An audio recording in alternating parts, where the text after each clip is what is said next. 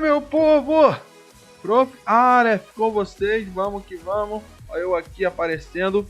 E aí, como vocês estão, hein? Vamos dar continuidade à nossa aula, nosso conteúdo aí sobre a região sul do Brasil. Bora lá, vamos que vamos. Aula de geografia.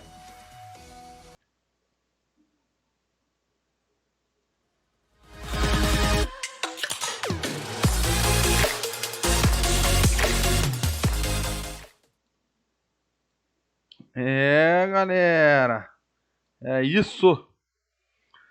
Então, olha só pra gente fazer um apanhado aí rápido do que a gente falou na aula anterior.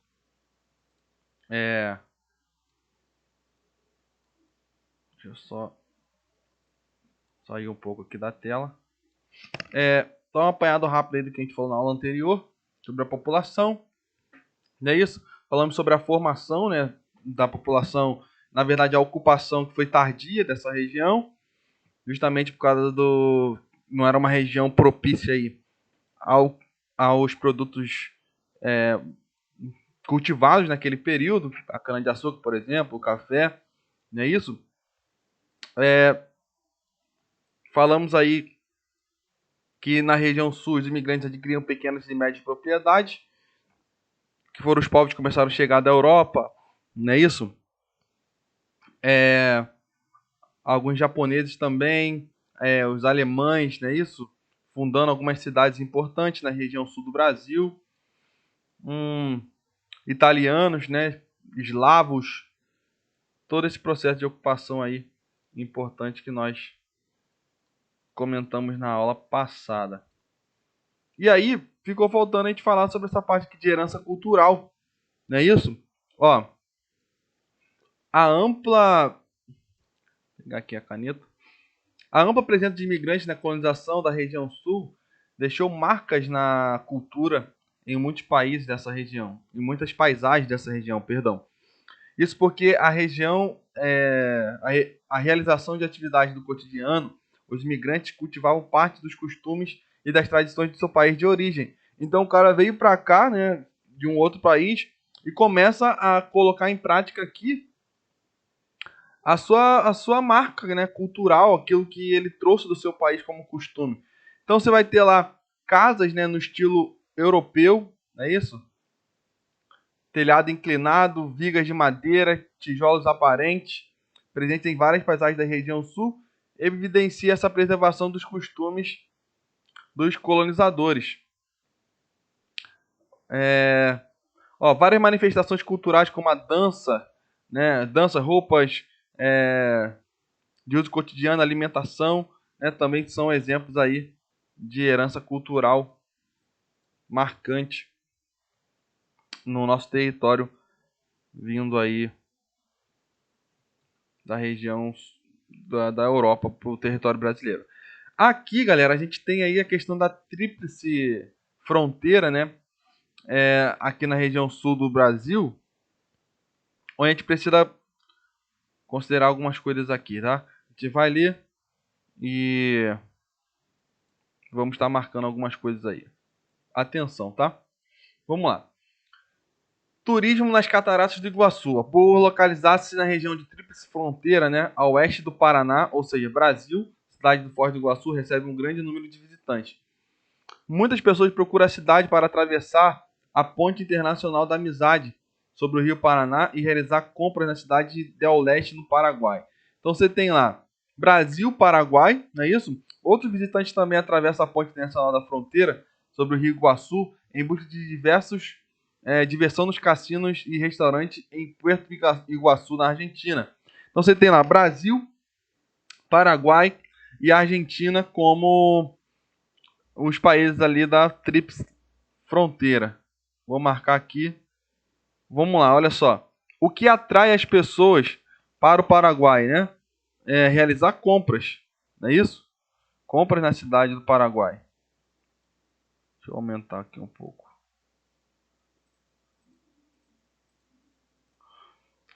No caso da Argentina, a gente fala dos cassinos que são liberados, jogos de azar, né, isso, que são legalizados no país. Foz do Iguaçu também é bastante visitada por pessoas que buscam conhecer a usina hidrelétrica de Itaipu, que possui um complexo turístico com zoológico, viveiro florestal, refúgio ecológico e outros atrativos. Itaipu também disponibiliza visitas técnicas para atender a grande demanda de estudantes e de profissionais de diversas áreas. Contudo, o local mais visitado em Foz do Iguaçu é o Parque Nacional do Iguaçu, onde estão, obviamente, as Cataratas do Iguaçu.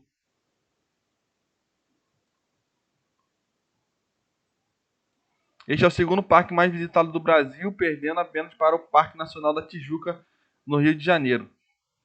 Segundo o Ministério Turístico, mais de 1,5 milhão de pessoas visitaram as Cataratas do Iguaçu em 2014, reafirmando o grande potencial turístico da região. Formada há mais de 150 milhões de anos, as cataratas possuem aproximadamente 275 quedas percorridas pelas águas do Iguaçu. O parque é uma das maiores unidades de conservação e proteção da Mata Atlântica do país. As trilhas ecológicas disponibilizadas aos visitantes são acompanhadas de guias e nelas é possível o contato direto com a natureza e a observação da biodiversidade. Marca isso aí no livro de vocês, tá?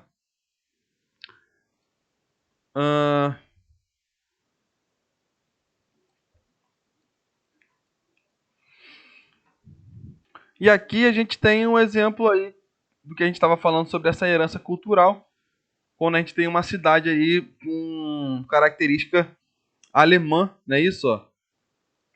Olha o estilo das casas aí que eu falei com vocês, vigas de madeira, tijolos aparentes, telhado inclinado, que é característica aí de países europeus, né? Ó, o viajante desavisado pode surpreender-se pensando estar num outro país ao chegar em Pomerode, agradável cidadezinha do Vale do Itajaí, norte de Santa Catarina.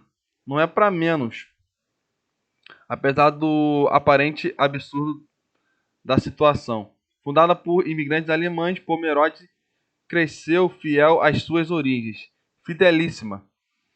A arquitetura apresenta velhos modelos da terra natal, com as casas em estilo enxaimel, né?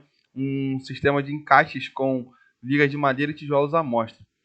3 em cada 4 habitantes da cidade têm descendência alemã. Saia conversando com alguns deles e tente depois identificá-los por seus sobrenomes. Zaimer, Schruder, Wisner, Han, Lueders, Bingling e assim por diante. Só nome interessante e fácil de falar, né? Bem legal. Nas ruas da cidade ou nas comunidades da zona rural, o português é apenas a segunda língua no dia a dia informal dos pomerodenses. Fala-se com naturalidade o alemão ou dialeto complexos, principalmente o pate, oriundo da Pomerânia, antiga região do norte da Alemanha, fronteira com a Polônia, de onde vieram as primeiras famílias que fundaram a cidade. E por aí vai, entre outros tantos outros signos da cidade brasileira de alma alemã. Muito interessante. E aí a gente tem a população atual, para a gente fechar aí, tá? De maneira geral, as áreas com maior densidade demográfica da região sul constituem áreas urbano-industriais. Vamos marcar?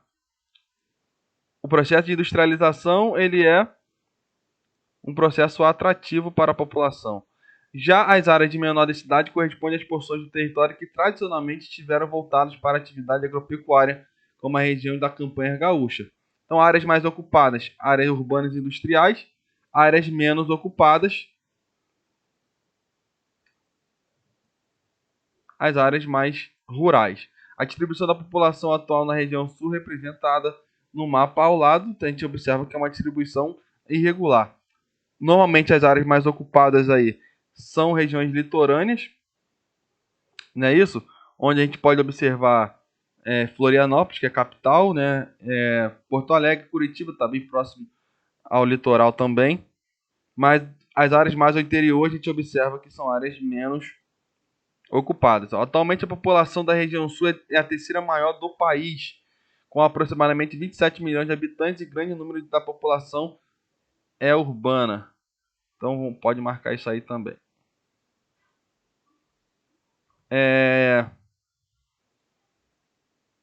População da região sul. Região sul, 14% do restante do Brasil. 85% da população é urbana, 15% é rural. Então você vai ver que 85% por cento dessa população está nessa região aqui, ó, essas regiões mais escuras. E o restante distribuído aí nessas regiões mais claras. O predomínio da população urbana nesta região se deve à intensa migração do campo para as cidades realizada por muitas famílias na década de 70, que é o famoso êxodo rural, até por causa da mecanização do campo e por causa do processo de industrialização. Nesse período, várias propriedades agrícolas da região sul aderiram ao processo de mecanização, exatamente o que eu estava falando das lavouras. Esse processo, em parte, foi estimulado pela expansão da monocultura, ou seja, a soja é um exemplo. Com o passar do tempo, reduziu significativamente o contingente de trabalhadores, gerando desemprego. O cara não tinha terra para produzir. Antes ele trabalhava na plantação e na colheita. Agora você tem uma máquina que faz esse serviço. Então você vai gerar um grande desemprego pela utilização das máquinas, né?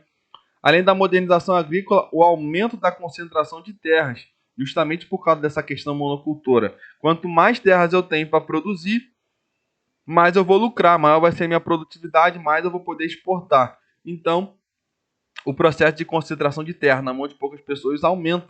As pessoas começam a adquirir, quem tinha condição, começa a adquirir mais terras ou até mesmo invadir outras terras e comprar dos pequenos agricultores, provocado pelo crescimento do número de grandes propriedades rurais monocultoras, tornou cada vez mais difícil a sobrevivência de pequenos proprietários no campo.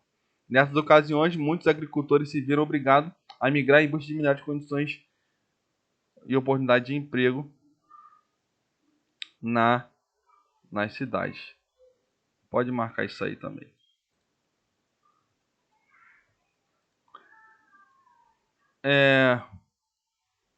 Outro quadrinho aqui, ó, migrando do sul para outras regiões. Você tem um processo de sulistas em direção ao Nordeste brasileiro, em direção à região norte do Brasil. E basicamente isso, né? Você tem alguns gráficos aqui importantes. Comparando a região sul do Brasil com o restante do nosso país, não é isso? Um gráfico de renda per capita, a região sul do Brasil, por ter uma população menor em relação a outras regiões, tem uma renda per capita considerável, não é isso? Mortalidade infantil lá é baixa. A qualidade de vida, gente, na região sul do Brasil é um motivo de destaque, tá? As pessoas lá vivem melhor do que em outras áreas do nosso país. Analfabetismo por região, olha só, é uma das menores, tá? Região sul. Desempregados por região, também, o índice de desemprego muito menor também na região sul, uma das menores. É isso, então vamos partir aí para fazer os exercícios aí da página que eu passei, os exercícios que eu passei no caderno também. Qualquer coisa que eu passei ou que eu vou passar ainda no caderno, qualquer coisa é só me chamar no WhatsApp. Valeu, galera? Partiu? Vamos que vamos.